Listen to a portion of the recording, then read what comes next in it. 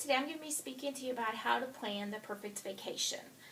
We all know that life gets just a little hectic sometimes with our families and our children and everything that we have to do at work and with our kids' school and our pets and just life in general.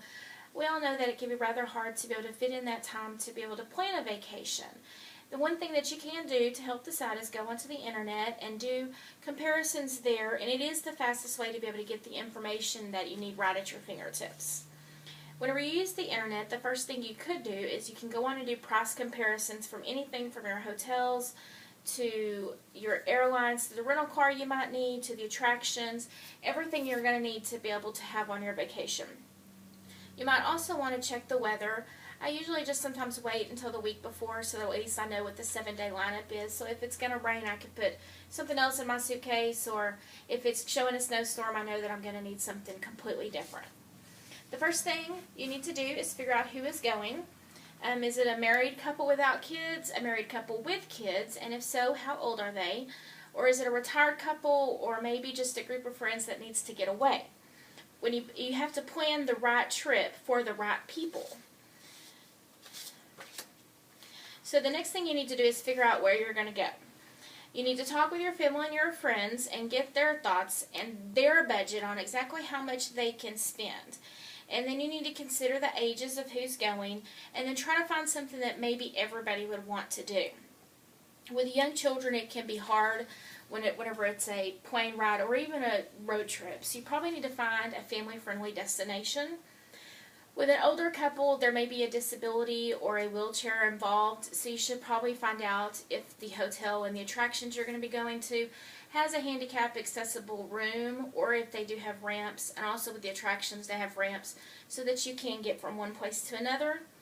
If you're a couple with children, and if it's a baby or a toddler, you should probably ask the hotel if maybe they have a crib or a playpen that they could put in your room for just a small charge per night. The next thing, you need to figure out when to go. Some people do want to go during peak times, and that would be people like spring break or people who are on summer vacation. But then there are other people who want to go on the off seasons so that they have a little less traffic around, and then there's a lot less people, and they can maybe enjoy themselves a little more.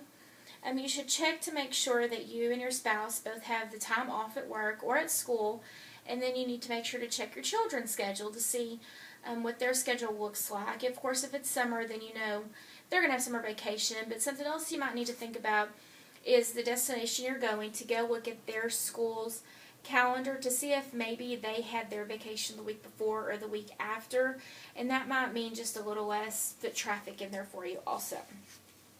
The next thing to talk about is budget. Early booking allows for lower prices or better prices, and make sure that there is hotel, motel availability, and also seating availability on the planes. You also need to budget for your gas, the hotel, any attractions you're going to. You should always check the internet to see if there's any specials that they might give you. Or like with our credit union, I know we get discount tickets for Schlitterbahn or Six Flags that just sometimes help out to take a little bit of the money pressure off. And whenever you're getting to the destination, you need to look at it. Is it going to be a road trip or a plane trip? Because if it's a road trip, of course, you're going to need to budget in for the gas, the mileage, and it is time consuming. And with a plane, it may be cheaper in a shorter route, but at the end of it, you're going to have to use public transportation, or you're going to have to get a rental car. And if you don't want to do either one of those, then you need to think of another option. And also, you need to make sure that you know the companies that you're having reservations with, that you know their cancellation policy.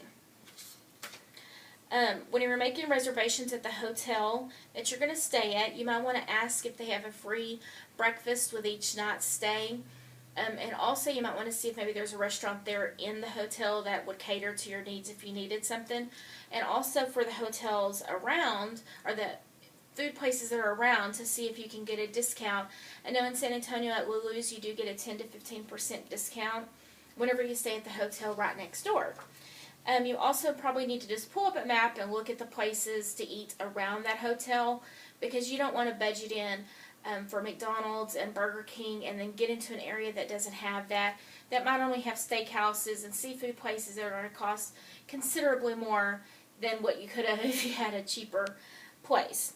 You also need to ask the hotel if there's microwaves or refrigerators, because then that can save you if you're going to have cereal and milk for breakfast and lunches. You know, you can always do sandwiches, and that saves a lot of money also. And finally, you should double check all of your reservations and make sure you're getting exactly what you wanted. If you're taking your car, make sure it's maintenance and ready to roll. If you're taking a plane, you need to make sure to find out how early you have to get there to check in, and also what their baggage limit may be. If you're leaving the country, you make sure to have your passport, otherwise you're not going to get very far. And if you do have pets and plants, please make sure to make reservations and arrangements for them also. And last but not least, just go on that vacation and have fun.